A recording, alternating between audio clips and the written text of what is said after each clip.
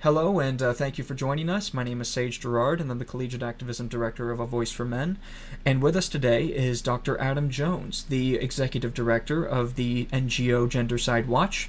And from their front page, Gendercide Watch seeks to confront acts of gender-selective mass killing around the world. And Adam Jones has also written excellent pieces on the, such as Effacing the Male and Gender Inclusive, which are essays that talk about how men are represented in the mass media and how they are often recruited into gender-based violence. So how are you today, Dr. Jones? Very well. Good to have this opportunity. All right, so what we're going to do is I'm going to be bringing in questions that both I have written and members of the A Voice for Men community have written, and I do not know if we're going to be able to get to all of them, but I think we'll be able to cover some major ground.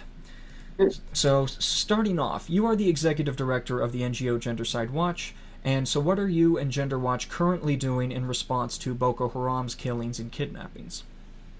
Well, it must be said that the Gendercide Watch NGO is a little grandiose for a project that has always been limited to a very small number of people, and often to myself alone. In some ways, it's been the kind of resource underpinning for the wider critique that I've done over the last 15 years or so, to bring issues like the selective victimization of men and boys in war and genocide situations to a wider kind of purview. The Gendercide Watch NGO, in brief, is not at this moment getting involved in particular cases. I'm currently on sabbatical as I'm talking to you, but I'm monitoring a lot of this stuff and participating in a lot of these discussions. And I continue to write recently quite a long critique around a case which is right next door in many ways to Boko Haram, which is the Congo, and that whole area of Central Africa has very much been a focus of my work over the last several years. So I'm certainly monitoring that case. It's fascinating to watch how gender is playing out in the Boko Haram case, the Nigerian case, most of the African cases, and indeed other conflict cases worldwide. Did you notice many of the same habits being committed by the media in terms of exposure to the issues? Yeah, I mean, one of the focuses that I've had since the beginning of my work is to look at the way that the gendered issues are shaped in mass media of various stripes. One of the earliest essays that I wrote, these are compiled in the volume Gender Inclusive that you mentioned, but it was a study of Canada's national newspaper, the Globe and Mail, and the way that certain patterns of violent victimization tended to be marginalized or to be indeed kind of mocked at many points, to be seen as a legitimate subject of humor, whereas you would not see that as in any way humorous on the other side of the gender coin. So that's always been very much a focus, and I think the broad issue anyway of the victimization of males in the media carries through to the present day cases. You can divide it up into looking at how the issue plays out at the level of the NGOs, at international governmental organizations, the United Nations system, national governments. I've done a lot of work at those different levels, just in kind of analyzing how the policy discourse is related to victims of violence, people in refugee camps, broader kind of genocide response and genocide prevention initiatives, etc. In the case of Boko Haram, I mean, this has been a kind of a cause célèbre to have the kidnapping of the schoolgirls or young women would really be more accurate. They're mostly 16 to 18 years old. And that has drawn attention to a very complex and very violent part of the world where you have seen a range, typically, of gendered atrocities across a pretty broad spectrum. Mm-hmm. There's been rape of women, there's been selective targeting of young male students for massacre. There has been sexual violence and torture by the Nigerian state against detainees on a very large scale, detainee males overwhelmingly. So, you know, there are many of those patterns playing out. The media coverage typically tends to be kind of pouring on a particular point of a victim group that plays fairly well into our expectations of what constitutes victims. Mm-hmm. Schoolgirls, innocent victims, and so on. It's an important part of the picture, and at Gendercide Watch we pay a lot of attention to female-specific forms of sexual violence and structural violence, mm-hmm. But it's only part of the story. That actually brings me right to a question from A Voice for Men and the Honey Badger Brigade's Alison Tiemann. And Honey Badger Brigade is a team of women who discuss gender issues from a non-feminist perspective on a radio show every Thursday. So she has a two-parter question. First, do you know anything about moral typecasting? I have not heard that phrase as such. If you want to sort of spell it out a little further, I may be able to comment. Sure. It's a term that was introduced by a paper, and the title escapes me, but moral typecasting is when we assign people to a patient or agent role, where agents do things and patients have things done to them. And once we've assigned someone to that role, we resist seeing how their actions affect others or how others' actions affect agents. So it's this is quoting Alison herself. She says that we prefer to see agents, even good agents, suffer than patients. And she's asking if this is the psychological underpinning for our willingness to ignore men's pain. I think there's a lot to be said for that. I think I've sort of worked, for example, to destabilize the women and children, which I often sort of collapse into a single word in the writing that I do, because that's become such a ideal construction. It has a very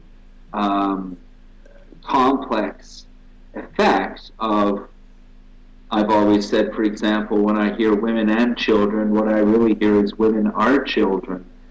That it has the effect of infantilizing women in some ways, and it tends to rule out their agency, which plays into what you were just saying, agent and patient. You know, and yeah, I think there's a lot to be said for that. How we typically construct the victim, how we can more sensitively recognize, particularly in humanitarian emergencies, the particular kinds of vulnerabilities that gender groups may have as part of the scenario of a humanitarian response to those situations. Mm-hmm. Yeah, the Alison Tiemann actually talks a lot about that particular dynamic in her excellent videos, so I'm happy to hear that you've observed many of the same kind of dynamics. Now, I have another question here from Jonathan Taylor, the founder of A Voice for Male Students. And he asks, were there any social barriers you experienced while conducting your research that you believe you would not have experienced if your research focused on the genocide of females alone? Well, yeah, I've had a very interesting trajectory. I find it kind of intriguing to stand back and look at it, because I've been going at it probably for the better part of over 2 decades now. And at the outset, it was a very lonely pursuit. I was working with people like Farrell Christensen at in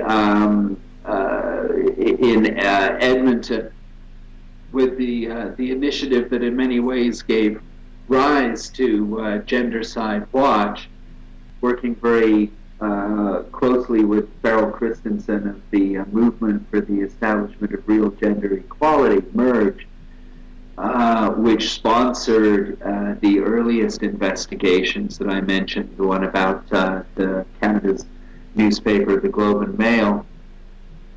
And Farrell had always been an important source of support, even a little bit of research funding here and there in the very earliest sort of hardscrabble days. So that was all a very marginal preoccupation. And I published academically a couple of pieces in the international relations literature, which spoke quite explicitly about the need to incorporate men into the study of various forms of victimization in conflict and genocide. This was kind of before I had gotten a strong genocide studies focus in my work, but I was very interested in issues of violence and structural violence and so on. Those articles got a pretty fair shellacking from feminist quarters, and although in some ways they brought me prominence and brought that perspective into the IR discourse, it was really when I went into the genocide studies area where there was not so much of that power politics being played on the gender front, that I found I could quite readily find an audience for this new critique that I was advancing about gender-selective targeting of different groups, but particularly of so-called battle-age males of so-called fighting age, and how that category had been constructed over time. The one point that I think I want to make in sort of tracing that trajectory is that I've always had crucial support, really from the very beginning, from a number of progressive feminists in the academic literature who, I think in many ways, academe and the intellectual discussion of these issues has progressed in a lot more progressive a direction than in the broader field of public policy and, humanitarian organizations and bureaucracies and so on. I see some pretty schematic thinking about gender, pretty deeply entrenched in a lot of quite powerful international institutions, government bodies of all stripes. But in academia, as I say, I've always found quite a lot of allies and supporters who have been open to the importance of studying gender from various sides, and specifically from the side also of the male victim, the male agent of genocidal violence and so on. It's actually turned out to be a surprisingly fertile discussion and less of a screaming match than maybe I would have anticipated. So there's been resistance, but there's always been key support, I would say, from some sometimes themselves fairly marginal figures, but as the debate has evolved, we've definitely seen impact.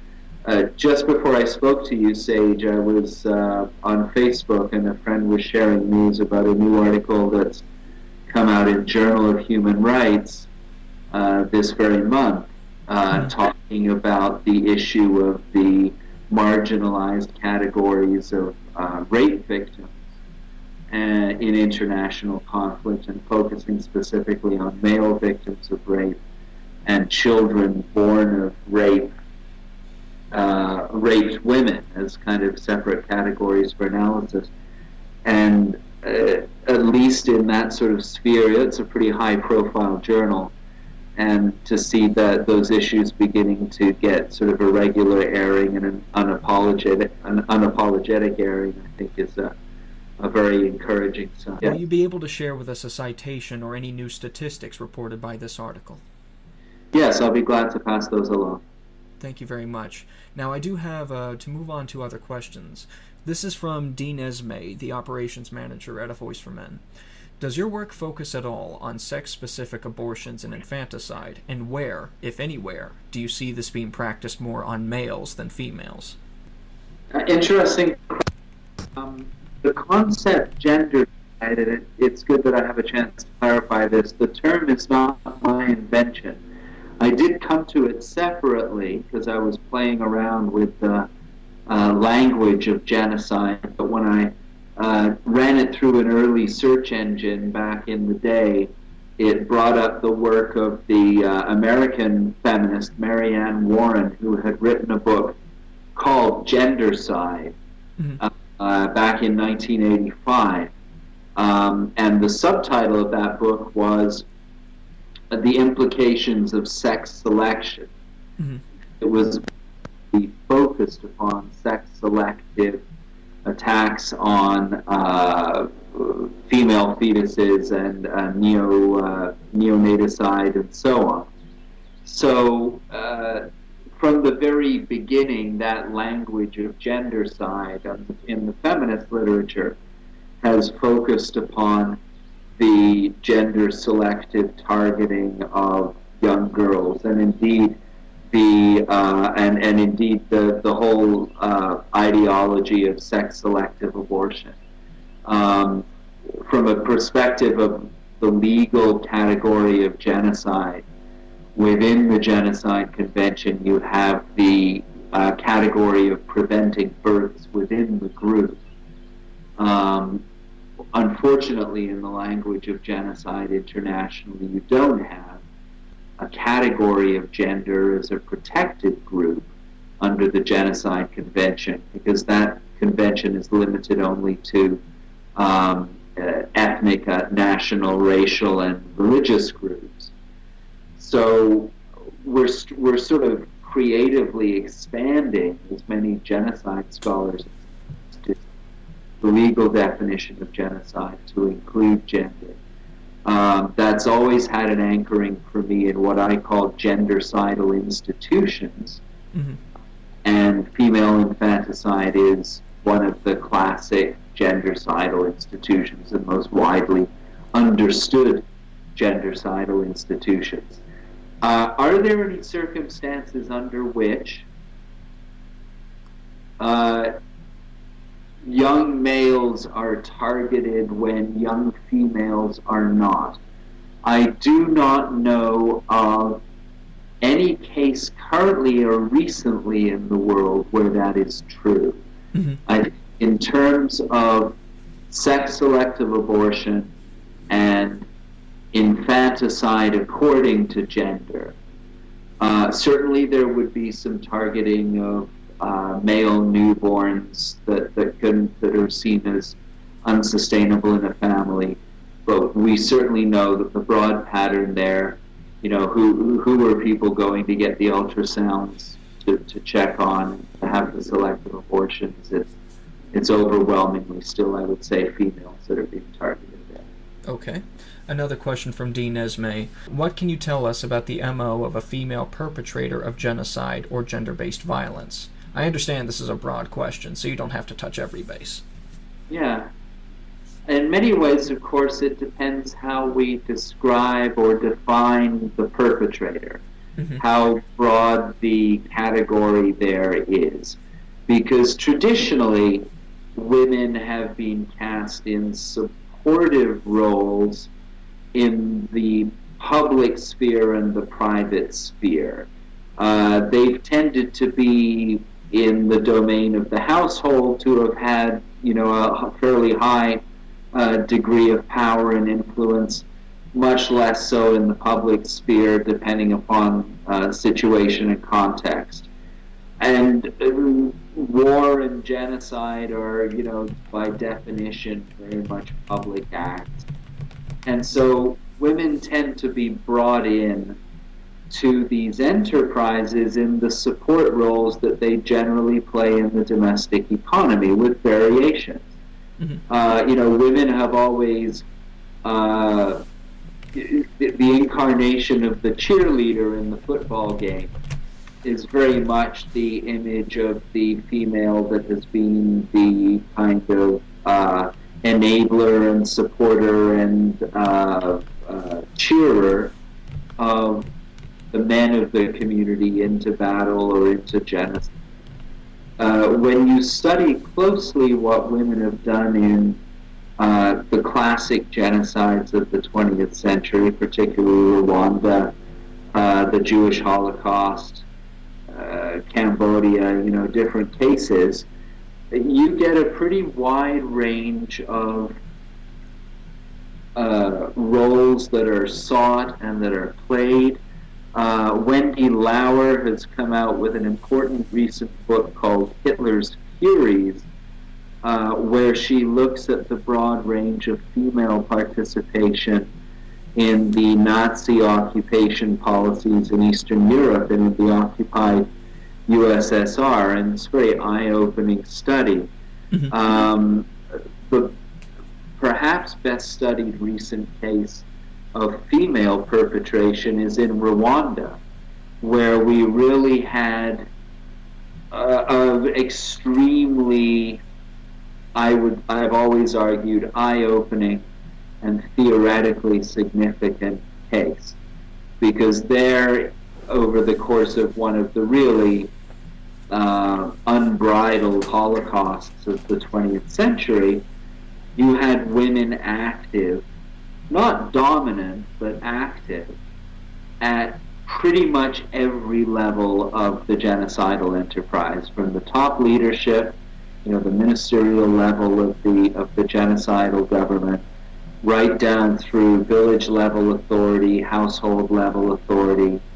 You had women, famously the peacekeeper who said, I have seen many things in my life, but I never expected to see a woman with a baby on her back hacking to death another woman with a baby on her back.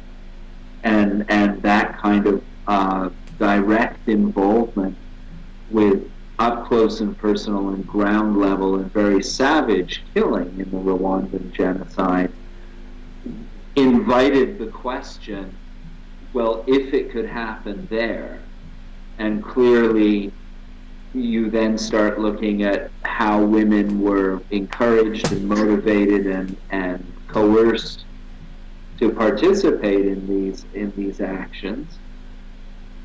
And you ask yourself, well, if the same kind of license were granted in other cases, there is apparently nothing to prevent women anywhere from behaving with that kind of abandon, unless there's some kind of genetic difference at work, which nobody can argue.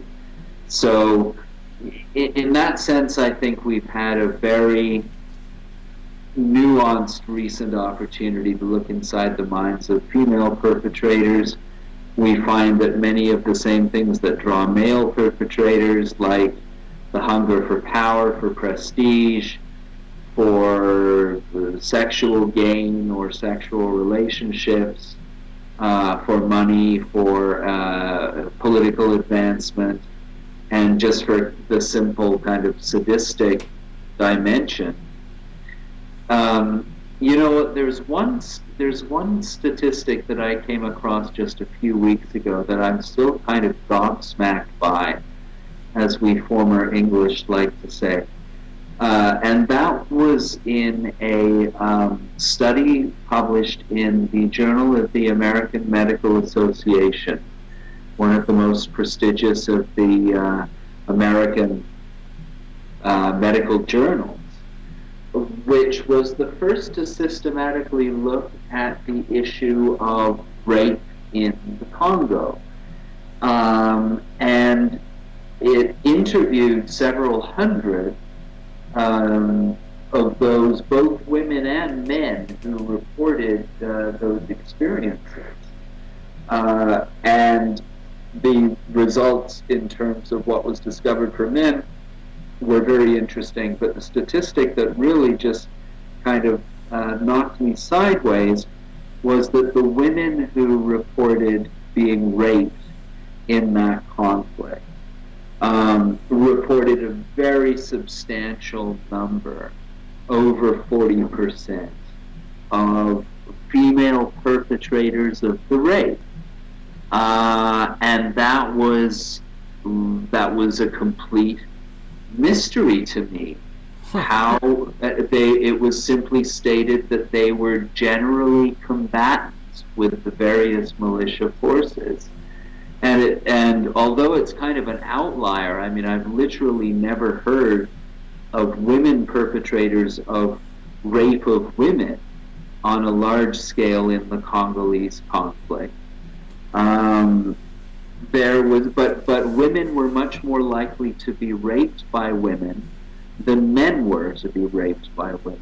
The dynamics were extremely interesting, and it suggests that there's a lot more that needs to be done to clarify exactly what's going on and whether that has indeed been widespread. But it also suggests that with regard to the female perpetrator, where we look more closely, we could tend to find unexpected manifestations of that figure, and it seems that there's more out there than most people have realized. Wow, that is something. Thank you for that reference. Now, I do need to go ahead and move on, since I do have a few more questions to go through. We also have another major figure named Karen Strawn, and she produces videos under the alias Girl Writes What, and provides commentary on gender issues all over the world, and issues in the Middle East, and issues affecting Canada. And her daughter has read your work and had a question for you. And this is paraphrased by Karen.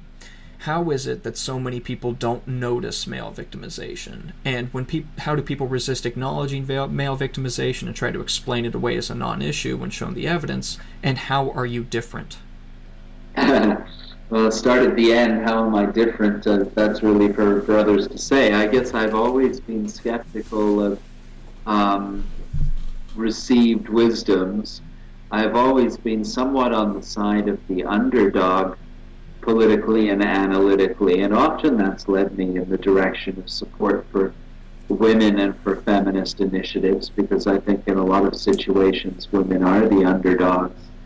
But it became clear to me that in certain situations, and systematically structured, men were also on the receiving end of an under-recognized range of experiences, and that had been largely frozen out of the agenda for a whole range of institutional interests and territorial interests and political lobbies that tended to kind of suck the oxygen out of the room on certain issues, and a relative lack of effective male mobilization or men's advocacy around these issues. I mean, we're still kind of picking at fragments in some ways with the source that I gave you recently about the rape in Journal of Human Rights. I mean, this is still a fairly isolated kind of sense that you have of the discussion finally gaining a foothold. There's a lot of different reasons why it's been hard to find space for it. It's rather dispiriting, when you see this kind of full court press of the whole Elliot Rodger thing, and how just immediately there is this kind of blanket eruption of a very aggressive sort of diatribe against men and masculinity, and demanding that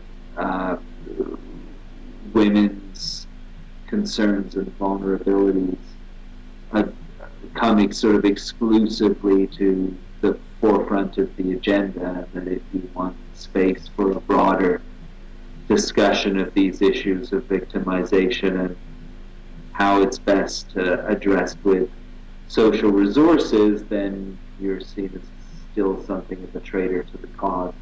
So you can get these kinds of tsunamis still pretty regularly that are rather dispiriting, and that one kind of has to stand back from and wait until the opportunity for a bit more common sense reemerges. But you know, it's a matter of an incremental advance. There are obstacles. There are difficulties still articulating these issues. We need to do, I think, work as men's advocates to make sure that we're as effectively utilizing all of the possible allies that we have. So there's still a long way to go. I have here questions from Lucien Valsan, the Voice for Men European News Director and Director of Multi-Site Operations. On April 24th, 2014, 3 Jewish people, 2 women and a man, were killed in the lobby of the Jewish Museum in Brussels, Belgium, and living a fourth person, also a woman, severely injured. The perpetrator is a jihadi Muslim, and however, there was little to no media coverage about this topic in the international media. And very few coverage that this event did get was about the gunman attacking people, quote, people, or it mentioned the total number of victims and mentioned that 2 women were amongst them. So it's Effacing the male victim from, as he's citing your work in this case. So we get that it might be a pattern when male ethnicities that are not preferred, such as white and Jewish, are being killed. The media tends to completely erase them from the event. Do you think that is the case here as well, or was there a different context? Yeah, I can't really make a specific comment on that case. I haven't studied the media coverage closely enough, so I hesitate to offer it. But what I can say is that the whole effacing notion is something that I think I've demonstrated and kind of established a typology for over the years, which is, I think, in some ways, one of the more significant things that I can say that I've contributed to this discussion of the discourse, because it shows us how the dimension of gender, the element of gender, tends to get displaced onto ethnicity, onto broad categories like people or victims or civilians, or it just gets displaced onto raw numbers, so people would just say, 50, and not with no qualifier at all. So you have no even a slight object as referent, when what really is going on often is an effacing of 50 generally younger men victims. How that is, how men are kind of incidentalized in that discourse is still, I think, probably best evoked by that phrase, including women and children. Mm-hmm. Because when you examine it up close, what it is telling you is that, well, of course, there's another group that is included, that is excluded from that discourse. If you talk about a category of victims, including women and children, well, outside women and outside children of both sexes, the only group that's going unspoken there is adult men. And they are the kind of excluded, included category. And it shows us how often that category is kind of looming in the background of the discourse that we choose to adopt. And that still tends to be one that equates gender issues with women's issues, and gender meaning what victimization men do to women.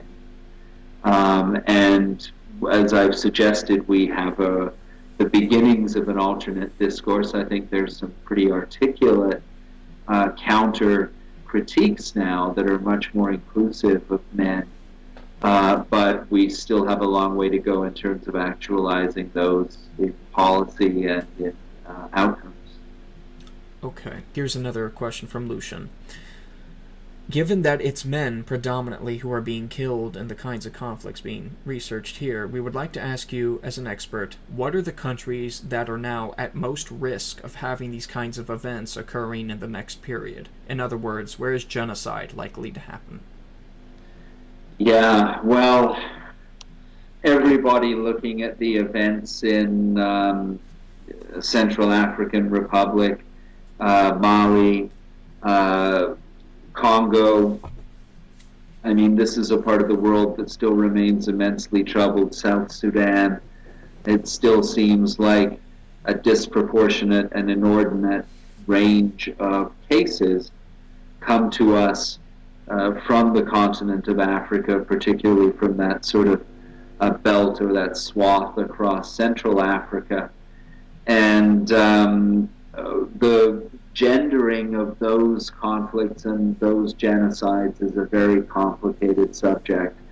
I think you have to get quite quickly into discussions of structural violence, because you can point in many ways to which gendercidal targeting of male civilians has been the norm. But you also have to look at the way that these conflicts have just basically shattered whatever functioning social institutions existed in these parts of the world, and that has had a shattering impact on women's health and on the health of pregnant women and mothers and so on, that I think is often under-recognized. So there's no clear or exclusive pattern of male, or for that matter female, victimization in those conflicts. They are bloody messes, and they are turning into real, in some cases, genocidal slugfests, and we better figure out some kind of broad acting range of intervention mechanisms that is certainly attuned to gender, but I think that that's just, you know, one of the useful lenses in approaching that subject. Where else? I mean, I think that we've mentioned cases like female infanticide. To the extent that structural forms of violence are still prevalent today, you have to look at places like East Asia and the Indian subcontinent for some of the worst structural forms of, you know, violence and selective killing of females. You get a lot of questions that can legitimately be raised about what's happening currently in the Middle East. I don't know if you're following closely the construction of the infrastructure for the 2022 World Cup in Qatar, but the way that thousands of young men, I've just completed 5 months of travel through South Asia, countries like Bangladesh, India, Nepal, Sri Lanka, and when you travel through this part of the world, every airport, you know, there's just these long lines of young men lining up to board flights taking them off into the maw of the beast, which is, you know, these Gulf states where they will work under borderline slave-like conditions, often with their documents stripped of them, you know, exposed basically to heat prostration in 50-degree weather for months on end. And we've got, you know, a case of not only very serious labor exploitation of those young men, but they're dying by their hundreds. I mean, they're dying cumulatively by their thousands in these barely regulated construction industries and in these really sort of killing conditions that they're made to live and work in. So, you know, that's, I think, one of the really useful human rights issues that is relatively discussed now, but often without a very prominent gender component. I think we need to understand just how much that is a story of young men from being drawn from the poorest parts of the world to really feed that beast and build those buildings and put up that sort of shiny facade. The last comment I would make there is that I think also, and I've always worked for this, that we need to have a really global perspective on all of these issues. Much of the men's movement and men's advocacy, since its sort of nascent period, maybe 25 years ago or so, is very much focused on the Western and particularly North American milieu, and I think it's done a lot of important work around key issues on that landscape. Mm-hmm. But I think it's very important to have a measure of understanding of the way that gender conditions men's lives in different parts of the world. If you want to get a kind of kaleidoscopic sense of that, I've edited a book called Men of the Global South, a reader, which is out with Zed Books. It's a big and fast-moving anthology of just hundreds of men's lives from around the world in these kind of distilled portraits. So, that's something that I think we always need to keep in mind. When I do advocacy for women, I think a lot of those issues are global issues. I think in many cases the worst of abuses and the worst exploitation is in the global South, not in the global North. Mm-hmm. We need to be global, certainly, in how we approach these gender issues as men's advocates as well. I see.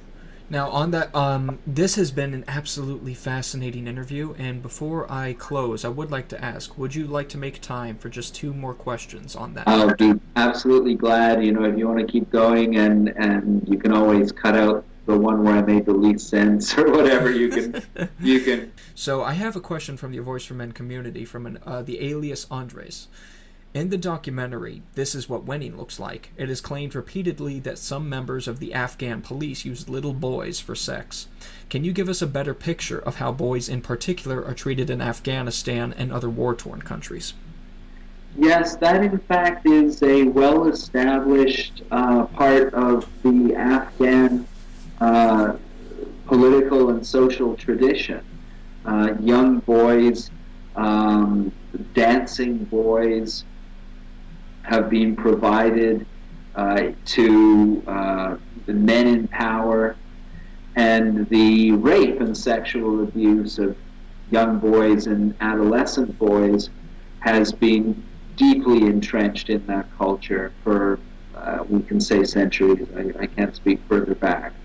That is not untypical.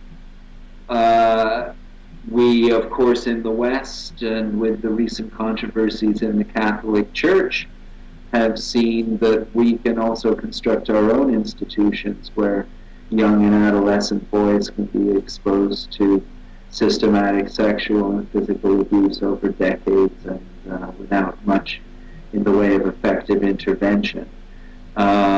So I think these are issues that are gradually beginning to gain some purchase. I think as more and more victims and witnesses come forward and are more encouraged to tell their stories, I think there is perhaps the room for useful and meaningful dialogue and for indeed constructive engagement with women and their concerns and their own senses of vulnerability and frustrations with the gender landscape as it stands. Okay. Now I'll go ahead and I think I'll just do one more by Lucien Valsan, and we'll close by talking about a book that I hear you have coming out later. I think it was called something about, I think it was related to the source you were pointing me to earlier about the in the Human Rights Watch about the rape of males. Yeah, sure. It was the rape of males in war and genocide. Can you tell us a little bit about that book? Yeah, that's the next edited project, and in fact, the article that I mentioned to you in Journal of Human Rights that I only saw earlier today, I'd very much like to include in that volume. Mm-hmm. And that is designed to be published with Routledge. I would presume it'll appear in 2015. Mm-hmm. And it will basically recognize that I think we've reached a critical mass in the scholarship, which I've been following pretty closely, and which I contributed a minor but early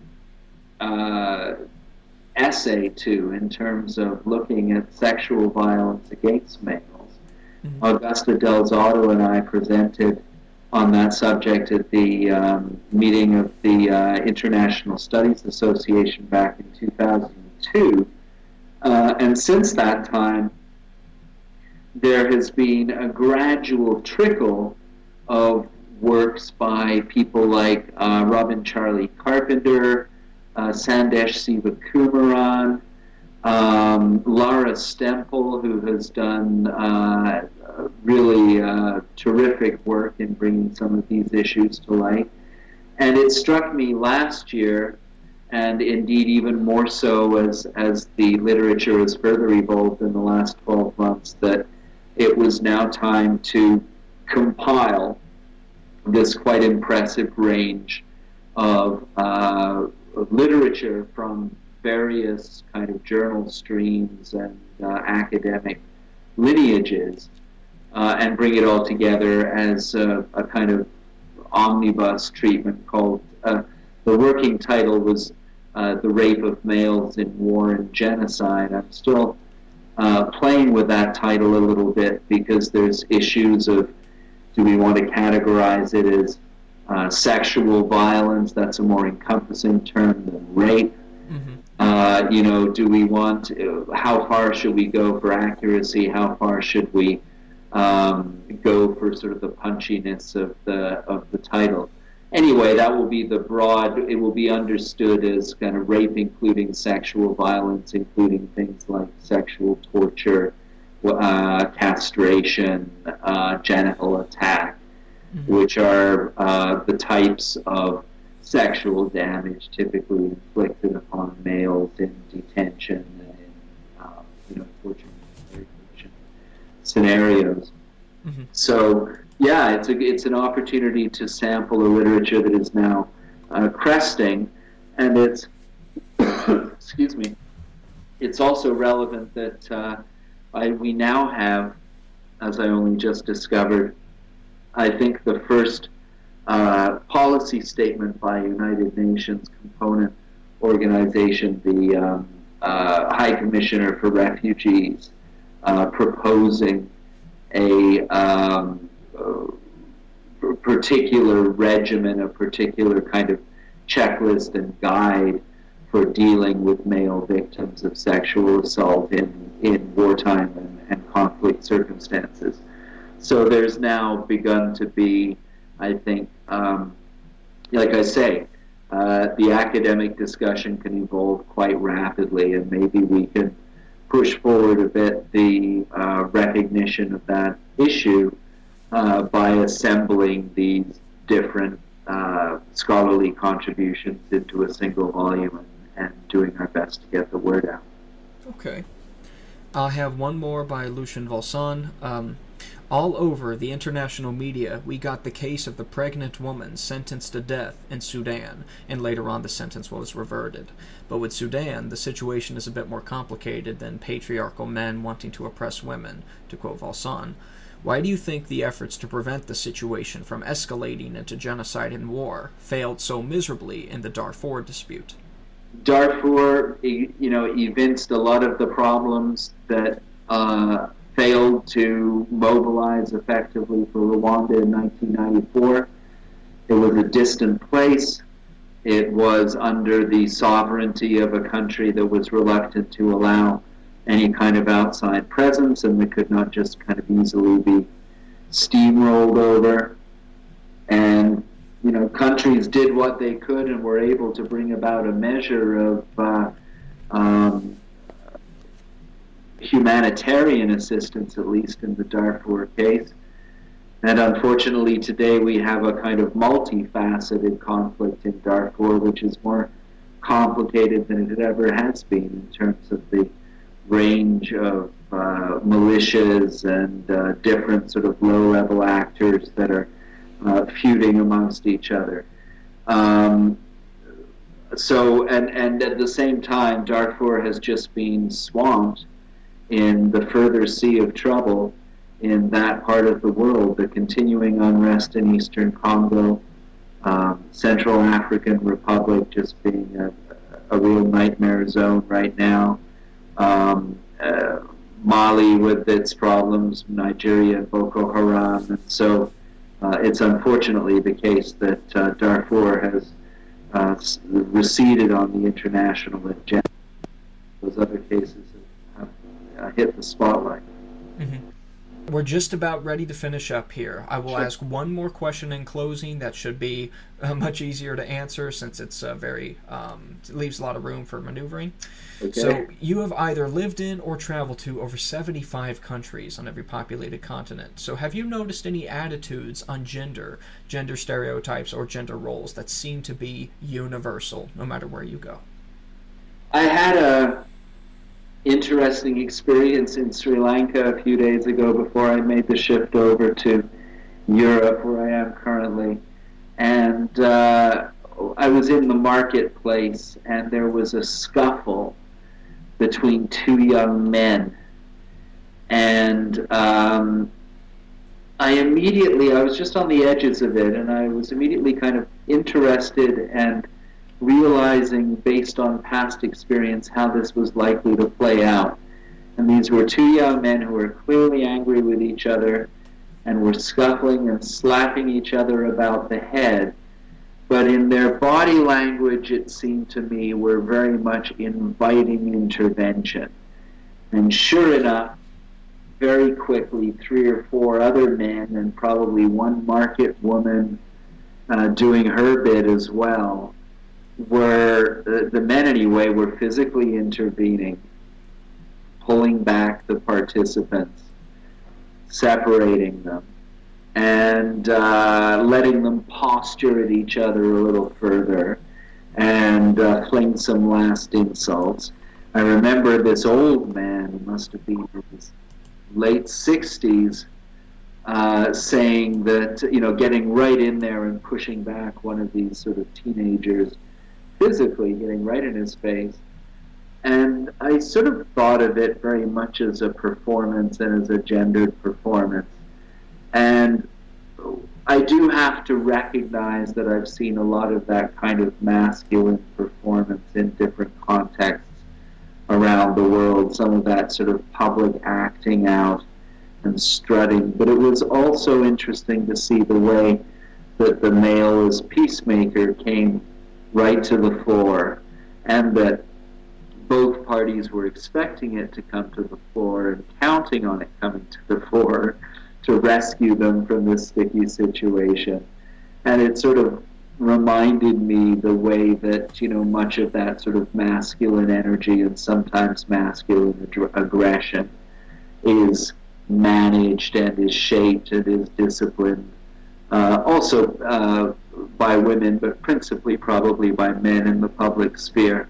Mm-hmm. So it's the sort of thing that you notice as you travel around. I mean, I've noticed, because that's, maybe buying into a certain stereotype of men, one of the things you just notice as you travel all around the world is how many men there are working harder than you, meaning I, have ever worked in my life. And it gives you a whole new respect, I think, and a whole new skepticism when you hear of the kind of, it just gives you a whole new appreciation for, and a whole new skepticism towards the typical equation of, men in the third world being quite lazy and sitting around and waiting for women to bring in the bacon, if you like. I mean, there's a lot of men hustling to make a living at the very low ends of society that I've had the pleasure and the honor of associating with and photographing. You can go to my Flickr page, just Google Global Photo Archive, and you'll get a lot of my photos from these different countries with a lot of my images of men and indeed women from around the world. Yes, and on that note, for anyone listening, Adam Jones does keep a very meticulous record, a meticulous photojournal on a Flickr page. So yes, please check that out if you get the opportunity. Thank you. This brings us to our conclusion. You have been very generous with your time, and I appreciated it tremendously. You've been very indulgent. I appreciate that, Sage. For those listening, this has been Adam Jones, and you can pick up his books and the links I'm going to be leaving in the low bar. Thank you very much for all of your time, Dr. Jones. A pleasure. You have a wonderful day.